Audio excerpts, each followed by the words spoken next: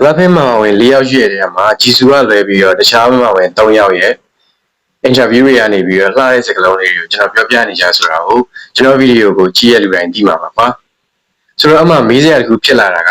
ဂျီဆူကျတော့ဘာလို့မပြောရလဲပေါ့အမှန်တိုင်းပြောရရင်တော့ဂျီဆူကတခြားမမဝင်တွေထက်ကို English speaking မှာအားနည်းပါတယ်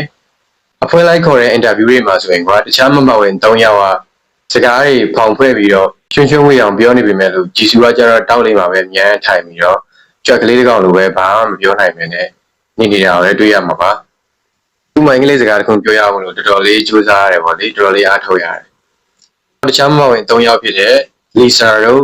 Rose တို့ Jennie တို့က international က artist တွေနဲ့ပေါင်းပြီးတော့ collaboration တွေလုပ်ချင်းတွေအများကြီးတစ်ပုတ်ကြီးတစ်ပုတ်ထုတ်လာပြီမဲ့လို့